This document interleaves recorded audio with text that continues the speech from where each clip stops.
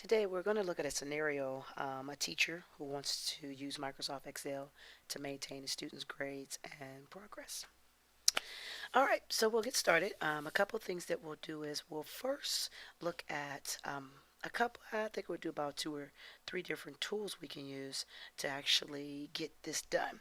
So first of all, Excel, of course, is a great software for maintaining things such as your grades, amongst all other things, numbers and figures and calculations. So, to do something for grade wise, we'll start to create our sheet. And I'm going to first start off in the lower right hand corner. You'll notice there's a little plus sign down there. So I'm going to click on that. That's going to zoom it up just so we can see a little bit better in our individual cells. So we'll start off with some names. So we'll click in cell A2 and we'll do a Doe and do a James and we'll do a Smith. Just doing backspace if you make a mistake. We'll do Heather and let's do a Jones, Mark, and let's see. Let's try out. Oops, undo that. Always undo is our favorite friend, and I like to do that. All right. So Taylor George. So every time I'm typing in, we'll hit enter. A couple things on there. You'll notice as you work in Excel that your writing will seem to go into the next column. And we always identify these columns as A, B, C, D, and on up in the letters. And the rows are always identified as numbers. So a quick tip, if you want to show everything in the cell, what you want to do is put your mouse between A and B. You'll get a line coming down, arrows going opposite directions, and just double click on the left side of your mouse. Awesome. So now what we're going to do is, let's say, for example, we want to start inputting in data. We'll look at, let's look at maybe like, we'll do 3 terms. So, and we'll also say maybe each term has about 3 projects. So just kind of start us off with some information. Now, I purposely didn't put in an extra row so I can show you how to do that, because I know I always get started on something and I might forget to do something and might not know how to do it.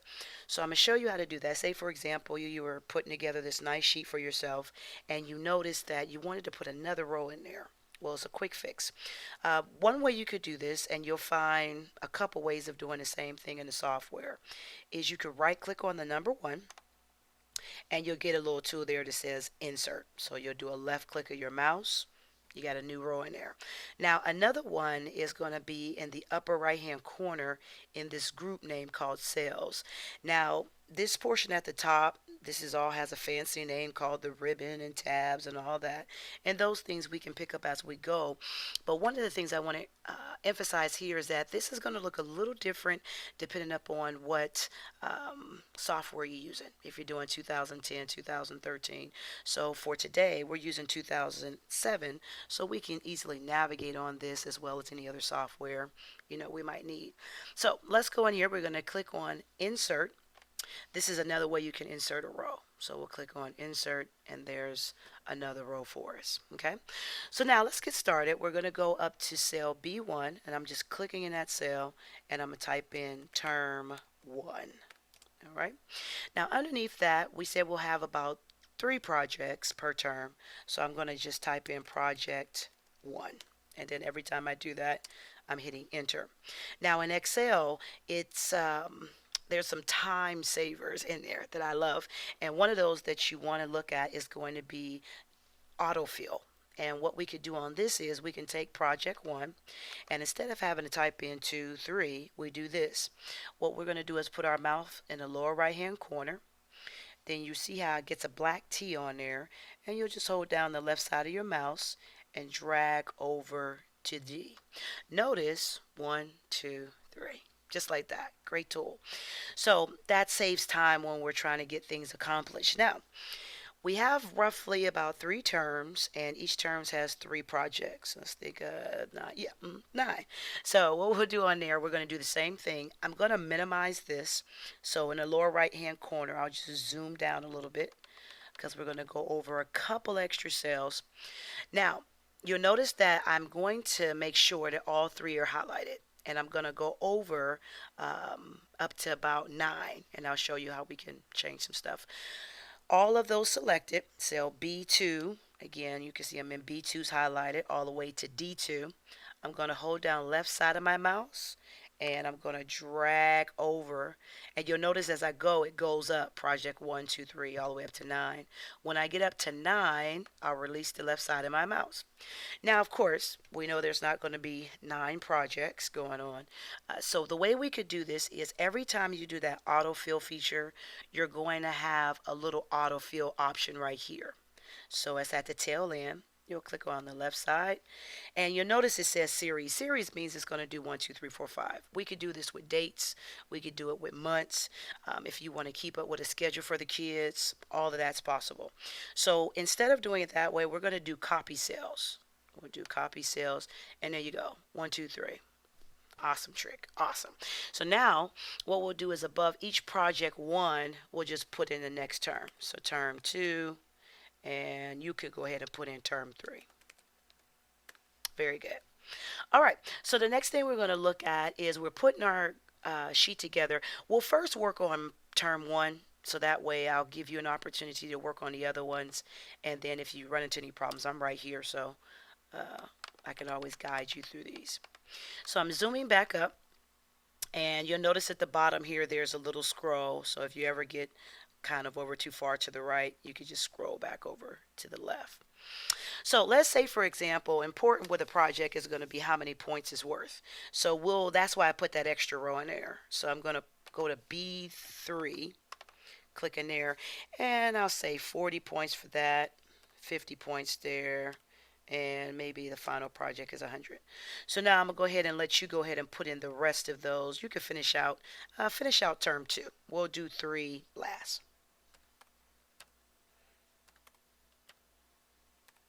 All right, very good. So now what I'm going to do on this portion is now we're going to look at each individual student, and we'll just put in the grades that they receive. So let's say, for example, for project 1, we'll put in a couple grades here. Maybe we had a perfect score, not so good, and somewhere in between. All right. So putting in the scores, I got all those in there. I'm working on project 1. Now, one of the things that happens is you'll find yourself working in your sheet and you'll think of something else. Oh, what about that? And can I add this in there? And in this case, we did this where in project 1, that's what we're exactly going to do. And this is a good tool as well. I'll show you how to do this piece. We want to be able to look at the percentage, how many points they got based off of the total points of the project. So what I'm going to do is I want to put that percentage right to the immediate right of that project column. So this is again a quick way to do that.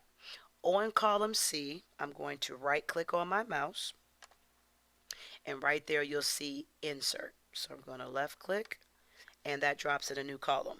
Now you could do this the same way if you went back up to that same group called sales and click on insert, and you can see that where we can insert our sheet columns. Okay, and I just click back on insert to take that away.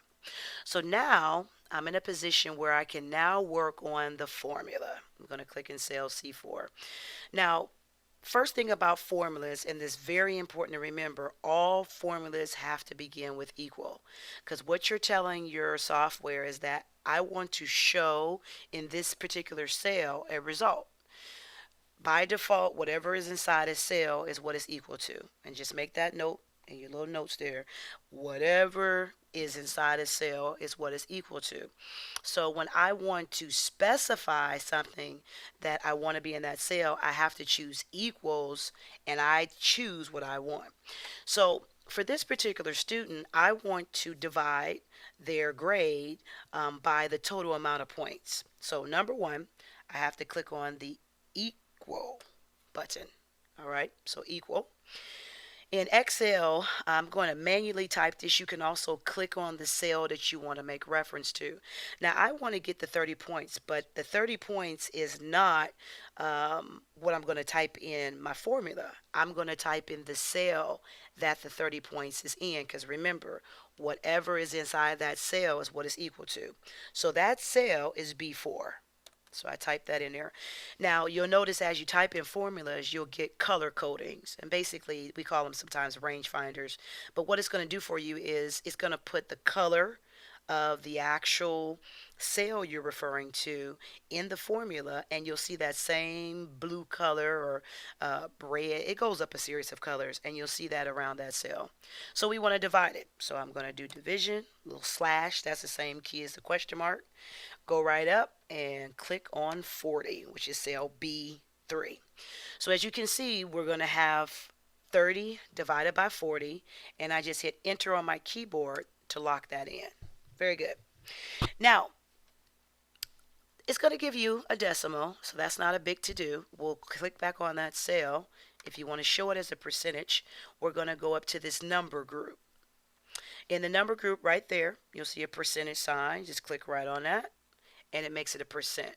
Now, if you need to look at, if you want to look at maybe two or one or two decimal places after in that same group, you can rest your mouse on any of your icons and it will give you a little tooltip. This little button there you see, increase the decimal. So I'll hit there about 2 times, and that's that grade percentage. All right. So now we want to go in and we want to use our tool for autofill. That means I don't want to go here, do this time divided by that, here, this divided by that. That take all day. We have that autofill where again we can go in the lower right hand corner and drag down. All right. Now there's a little tip in there I'm going to give you right after I do this, and you'll see why. I'm going to the lower right hand corner and I'm going to drag down. Now, as you can see, we got 133%. There's something going on. With autofill, what it does is as you click on those cells, it automatically goes to the next row and fill in the next amount that's on that row. Same thing with columns. So for example, I'll show you. In C4, you can see right here in your formula is where it's showing you that James Doe, I'm sorry, he has that 30%. Now the 30 grade rather. The 30 is divided by the 40. So what happens is that's the correct information. But when we use that autofill feature and we come down to C5, notice the formula. Now, we do want to grab Heather Smith's information. So we do want to grab her 40 points. But you notice it came out of B3 and went down to B4. So we don't want to do that, but it's a quick fix. In the formulas, you'll notice that on your keyboard, you have all these F keys at the top. Now, in different software, they mean different things. In Excel, our great key that we love to use in here is going to be F4. So what I'm going to do is I'm going to double click in cell C4 so I can go and edit the formula. Okay. Now the one thing I want to change is the B3. I don't want to change. I don't want to come out of that cell. I want it to pick up Heather and divide, Mark and divide, Taylor, divide. So I'm going to click right where that B3 is, and on the F keys, I'm going to hit the F4 key. And right there you can see F4. Now, it looks like dollar symbols, but what I tell students is think of it as stay. And you're going to stay in that cell. So no matter if you drag to the right or you drag down, it's going to keep dividing by 40. Okay, so we hit enter. We're going to click back on that cell. And we're going to go to the lower right hand corner and drag down. And voila. There you go. So that's a quick way you could do your projects, be able to use formula, and put those in. So now I'm going to have you go in, and I want you to put in the rest of these. Let's make up some project grades for the 50. And again, you can make up whatever you want, but this is just giving you some practice. All right. So now you're going to go in cell E4. And with that, again, what's the important thing with that? Correct, equals. So you want to do equals, and you're taking their grade, which is in what cell? D4 is correct. And then you have to divide. Very good. And their total grade there is going to be in D3. Very good. Now, even before we come out the formula, we can put in that little F4 key. So go ahead. Very good.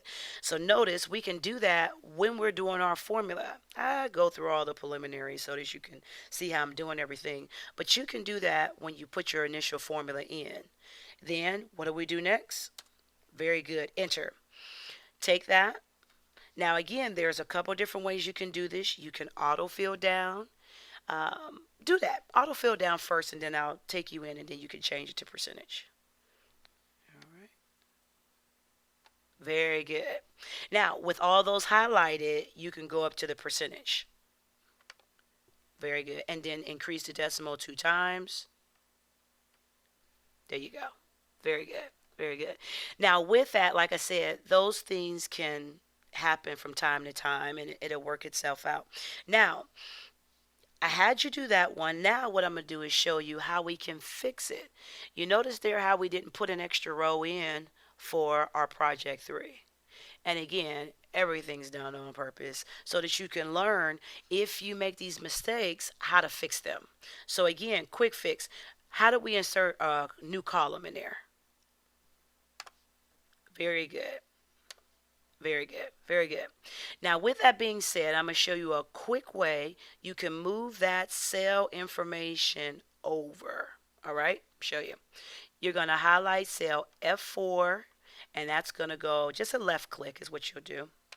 You're going to highlight F4 to F7. And then a quick way you could do this and actually it's like a cut and a paste. It'll move everything from one cell to the next. Is come to the edge. You'll notice you'll get 4 black arrows. Hold down the left side of your mouse and then just physically move your mouse to the left to the next column. And then come off the left side of your mouse. Very good. All right. When I do those movements, I always just double check, make sure formula is reading correctly. So if you see on E4, you can see, let me show you up here in our formula, you can see that it's the D4 being divided by the D3. Very good. Good work. So very easily you can go in there, you can keep up with your students' grades, see how they're doing on their projects. The next thing I want to show you is going to show you if you need to keep up with averages. We'll come down, we'll do one cell below, we'll skip one from Taylor's name, and I'm going to type in average.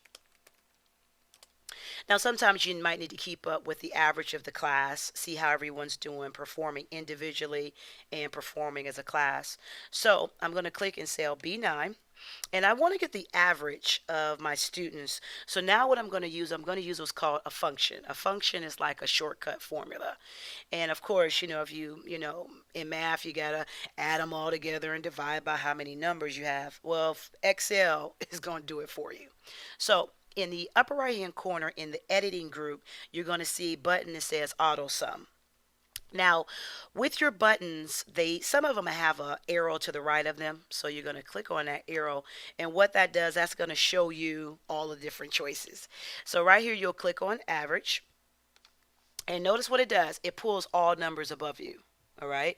So the formula is equals, very important, the average, and it's ranging the cells from B3 to B8. Now we want to correct something because we don't want to include the total of the score. So we want to include cell B3. No big deal. I click on the formula. I'm just changing B3 right here. I'll do a delete and put the 4 in there. Now, another thing you'll notice is it's going to select, it's selected B8 as well. So it's a couple things on there. I'll usually leave a couple extra cells underneath those. So if some students come in the middle of the term, you could just drop in their name and then they'll drop right in with the other averages. So you could do it that way, or you could just say to B7, but we'll leave it in there. So we'll hit enter, and there we go. We have the averages that actually comes up. And we'll have that, you'll be able to do that. So now I want you to go to project 2. And I want you to perform that action.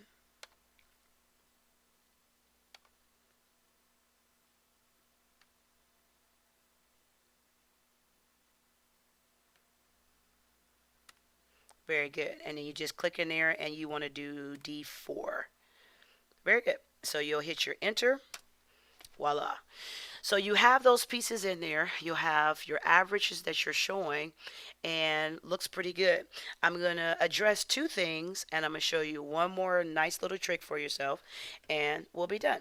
For the averages, you'll notice that in the upper left-hand corner, you're going to get this little green square. And I want you to click on this to show you. They'll give you sometimes these error messages. There's not an error, so don't be like, oh my goodness, I made a mistake. When you do averages and totals, what they do is they like to get all the numbers. So the software thinks that you left out 40 for this project, but we didn't. We didn't want to include it. So it's the software's way of making sure that you're choosing the right cells. But as a user, you know which ones you want. So if it gets on your nerves, you could just go in here and you can ignore that error, and it takes away the green. Same thing on the project too. You could just ignore it. But that's just something, just in case you see that pop up. That's what it's talking about. So the other little tool I wanted to show you was you wanted to track their grades and their progress. In tracking the grades, you might want to quickly see if a student is doing well. I know you have the percentages, but say, for example, you want to see very quickly who did the best on that assignment or who's not doing well over time. You can do what's called conditional formatting. Now, conditional formatting is going to allow you very quickly to be able to observe what is like a green for good or a red for bad or yellow cautionary thing on there. So let's say we want to look at their percentages. So we're going to highlight their percentages, and you could do this to multiple cells. So the way you highlight two cells is you highlight one. On your keyboard, you would hold down the control button, and it's usually abbreviated CTRL. Hold that down and you'll select your other cells. So that's a group of cells together. So very quickly, I just want to take a look. I just want to kind of look at where are my students as far as these projects. So I'm going to go and click on conditional formatting in the styles group. And I'm going to come down and you'll see where it says color scale. And I'm going to just choose the first one. And there you go. I'm going to click on it so we can see that, because you could just rest your mouse if you really want to quickly see it. But then if you click on it, it will be in there for you. Then I'll just do a single click to unhighlight those cells. Very quick and easy. I can see that Heather is performing well on project 1. She did okay on project 2. I can look and see she did that. James Doe, he was all right on 1. Project 2, his grade elevated. So you could do a little color coding in there if you want to quickly kind of identify it through the colors or through the percentage. So I think that gets our first little piece out there. And what we'll do now is I'll have you work on finish up project 3, and I want you to go into term 2, and I want you to finish up the rest, and then we'll come back and look at maybe taking some of this and putting some graphs in there. All right? Very good.